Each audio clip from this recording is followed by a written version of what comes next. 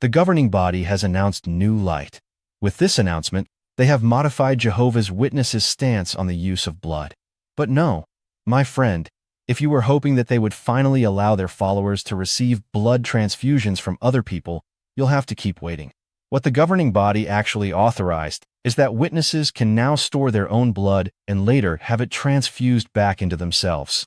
Now, of course, the first question anyone with even a minimum of common sense would ask is this: isn't it supposed to be, according to Jehovah's Witnesses' own beliefs, that once blood leaves the body, it must be discarded?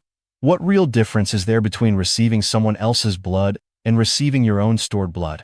Isn't this a contradiction of their own doctrine? But there are more questions. What exactly did the governing body say? Does this new authorization mean that, in practice, no more Jehovah's Witnesses will die from refusing blood transfusions? What about Jehovah's Witnesses, including children, who died because of the previous policy? Do these changes mean that someday witnesses will accept all types of blood transfusions? And what does the Bible actually say about this issue? Stay until the end, because in this video we're going to analyze this topic from every angle. And we're going to answer all these questions using the very video where the governing body announces these changes, their own publications, the Bible, and plain, simple common sense. Let's begin.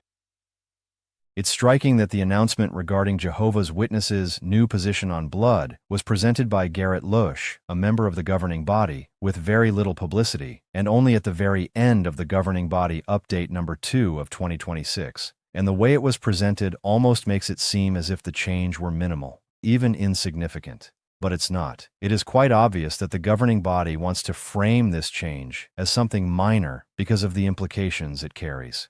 That is precisely why. And so you don't fall into the governing body's trap, I need to give you the full context of what the organization's previous stance actually was. In the Questions from Readers section of the March 1, 1989 issue of the Watchtower, the matter was presented in the following way. Do Jehovah's Witnesses allow the use of autologous blood, autotransfusion, such as by having their own blood stored and later put back into them? Medical personnel often distinguish between homologous blood, coming from another person, and autologous blood, the patient's own blood. It is well known that Jehovah's Witnesses do not accept blood from other humans. But what about using autologous blood, a term used regarding a number of procedures?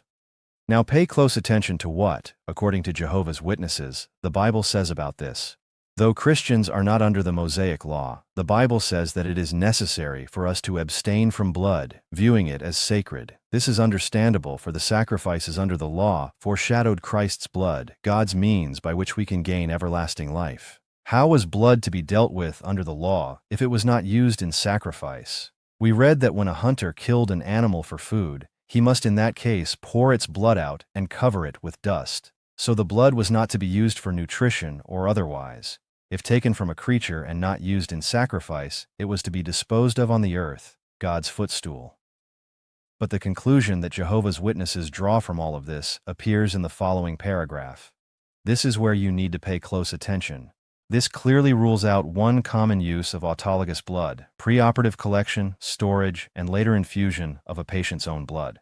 In such procedure, this is what is done. Prior to elective surgery, some units of a person's whole blood are banked, or the red cells are separated, frozen, and stored. Then, if it seems that the patient needs blood during or following surgery, his own stored blood can be returned to him. Current anxieties about blood-borne diseases have made this use of autologous blood popular. Jehovah's Witnesses, though, do not accept this procedure. We have long appreciated that such stored blood certainly is no longer part of the person. It has been completely removed from him, so it should be disposed of in line with God's law. You should pour it out upon the ground as water. So it is clear then that Jehovah's Witnesses' position up to that point was that, in Jehovah's eyes, it is not acceptable for a Christian to store their own blood for the purpose of later receiving a transfusion with that same blood. However, in the following paragraph, they qualified this by making the following clarification. In a somewhat different process, autologous blood can be diverted from a patient to a hemodialysis device, artificial kidney, or a heart-lung pump. The blood flows out through a tube to the artificial organ that pumps and filters or oxygenates it, and then it returns to the patient's circulatory system. Some Christians have permitted this if the equipment is not primed with stored blood. They have viewed the external tubing as elongating their circulatory system so that blood might pass through an artificial organ.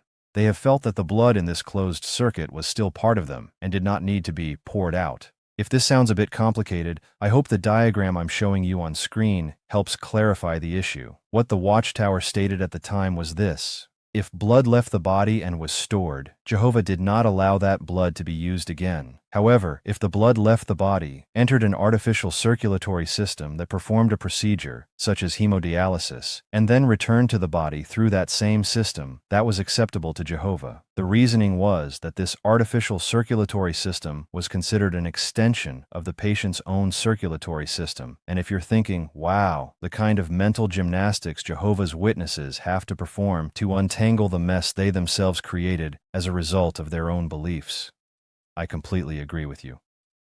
Later on, the Questions from Readers section of the October 15, 2000 issue of the Watchtower reaffirmed this position. As we will see, Garrett Lush quoted the following paragraph from that magazine: "A Christian must decide for himself how his own blood will be handled in the course of a surgical procedure, medical test, or current therapy." However, he did not provide the full context that I'm giving you here, without which the importance of his announcement cannot be fully understood. So, in summary, the position in effect up until March 19, 2023, was that Jehovah did not approve of a believer storing their own blood for the purpose of later receiving a transfusion of that same blood. However, he did allow that blood to pass through a machine that functioned as a closed artificial circulatory system so that the blood, meaning their own blood, could undergo a medical procedure. With that clearly established, let's now take a look at the video where Garrett Lush makes the announcement. But first, a very brief comment. By the way, if you're enjoying this podcast, leave me a like, share it with someone who might benefit from it, and subscribe if you haven't already. You can also join the channel membership. That way you'll have access to special content where I can speak more openly about sensitive topics. Click the link I've left in the description, and thank you to those who have already done so. Your support makes it possible to keep producing this content. Let's continue. Jehovah God is the life giver, and He wants us to respect the gift of life. One way we show respect for life is by obeying His commands concerning blood. Jehovah gave Noah and his descendants the timeless command, only flesh with its life, its blood, you must not eat. He likewise directed Christians to abstain from what is strangled and from blood. As Jehovah's Witnesses, we conscientiously obey this command today. It also affects the decisions we make about medical treatment involving blood. When making decisions about blood, we have also been guided over the years by what the Mosaic law stated at Leviticus 17, verse 13. If one of the Israelites or some foreigner who is residing in your midst is hunting and catches a wild animal or a bird that may be eaten, he must pour its blood out and cover it with dust. However, is that law binding on Christians? The simple answer is no. For one thing, Christians today are not under the Mosaic law. As the Apostle Paul said, as recorded at Colossians 2:13 and 14, God erased the handwritten document that consisted of decrees and was in opposition to us. He has taken it out of the way by nailing it to the torture stake. Therefore, Christians are not under the command that blood be poured out and covered with dust. Furthermore, the Bible does not comment on the use of a person's own blood in medical and surgical care. Regarding the use of one's own blood, our position has been, as is stated in the October 15, 2000 issue of the Watchtower. There it says, "A Christian must decide for himself how his own blood will be handled in the course of a surgical procedure, medical test, or current therapy. For that reason, many Christians accept simple procedures such as blood tests, as well as more complicated procedures involving their own blood, such as the use of heart-lung machines, cell salvage devices, and kidney dialysis treatments. However, the list of treatment options continues to grow. Therefore, after much prayer and consideration of the Scriptures, the governing body has decided to clarify our position on the use of a patient's own blood in medical and surgical care. The clarification is this: each Christian must decide for himself how his own blood will be used in all medical and surgical care. This includes whether to allow his own blood to be removed, stored, and then given back to him. What does this mean? Some Christians may decide that they would allow their blood to be stored and then be given back to them. Others may object. Each Christian must make his personal decision on all matters involving the use of his own blood with regard to medical or surgical care. In review, Christians are not under the Mosaic law. However, we obey the apostolic command to abstain from blood. Furthermore, the Bible does not comment on the use of a person's own blood in medical and surgical care. Therefore, like other choices about health care, each Christian must make his own decision about the use of his own blood in all medical and surgical care. On screen, I'm showing you a summary that should make the difference between the governing body's previous position and the new one regarding the use of blood crystal clear. Under the previous position, a Jehovah's Witness was not allowed to store their own blood for the purpose of later receiving a transfusion of that same blood. However, it was allowed for that blood to enter a closed artificial circulatory system in order to be medically treated. Under the new position, both practices are now permitted. A witness can now, if they choose, both store their own blood for a later transfusion and allow it to enter a closed artificial circulatory system for medical treatment.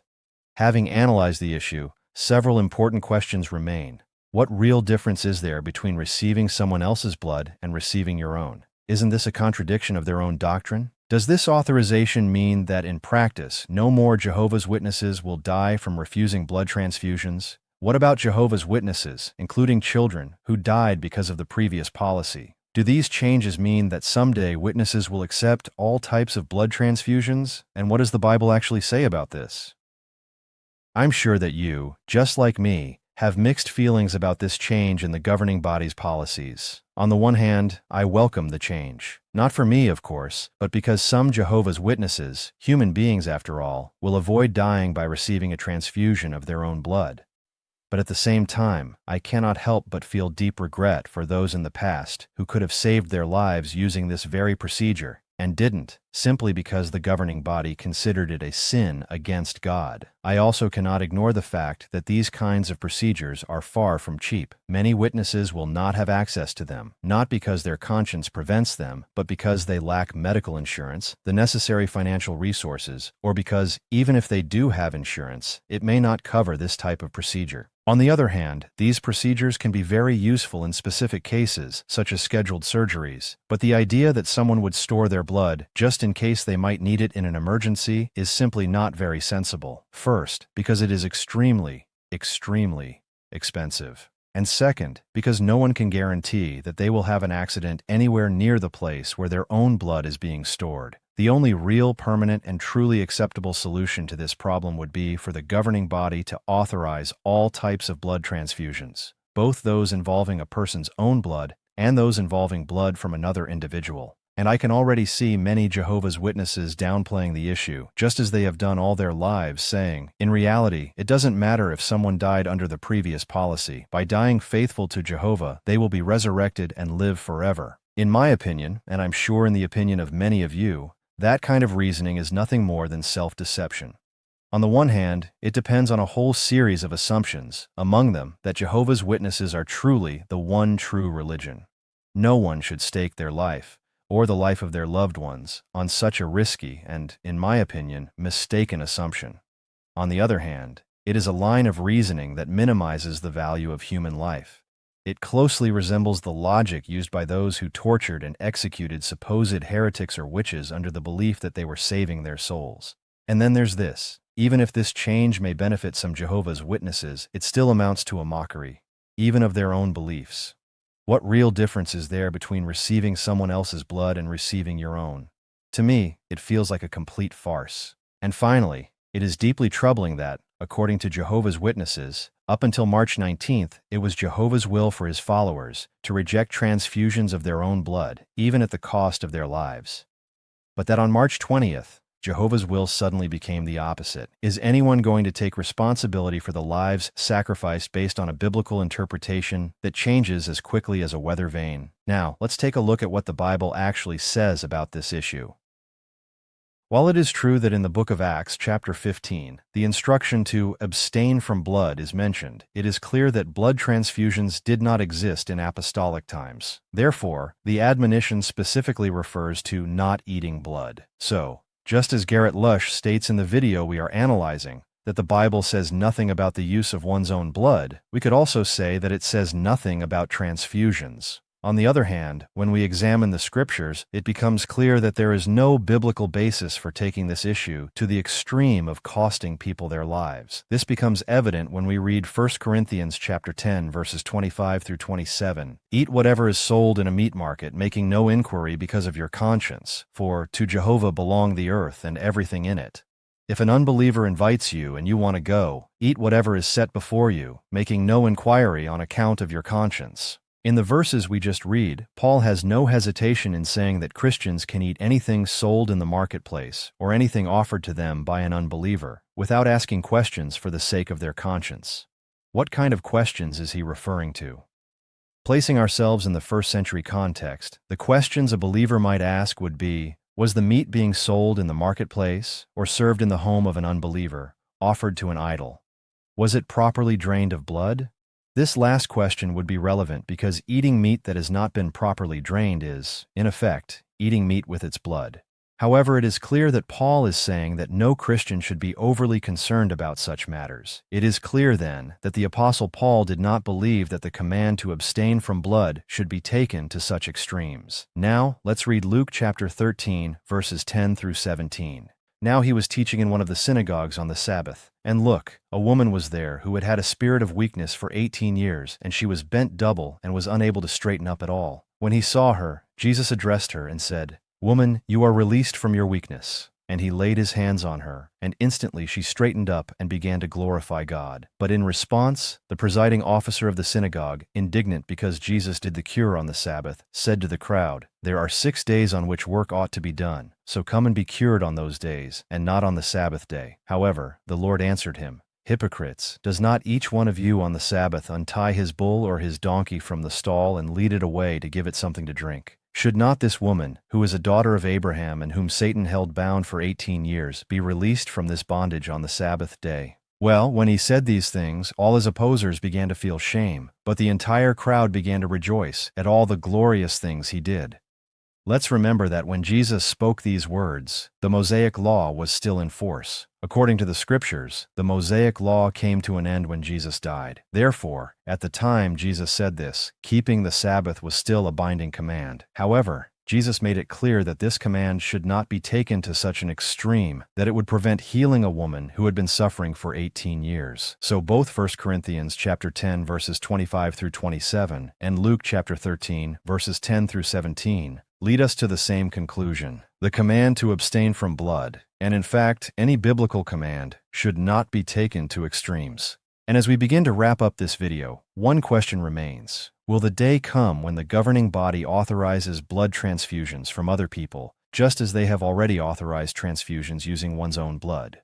Well, judging by how confidently they can say one day that God commands something, and the next day that God commands the opposite, I wouldn't be surprised if that day eventually comes. After all, their followers accept everything they say without question. And if that day does come, I will be glad for the many Jehovah's Witnesses who will no longer die because of these absurd interpretations. But at the same time, I will not stop feeling indignation for the hundreds of people, including children, who have lost their lives for following the interpretations of men. The attitude of the governing body reminds me of the words of Donald Trump, when he said that he could stand in the middle of New York and shoot someone and still not lose the support of his loyal followers. The same thing happens with the governing body. No matter what they say or do, their followers accept it all. If you're interested in discovering what the Bible really says about other absurd doctrines of Jehovah's Witnesses, click on the video in the top right corner. See you there.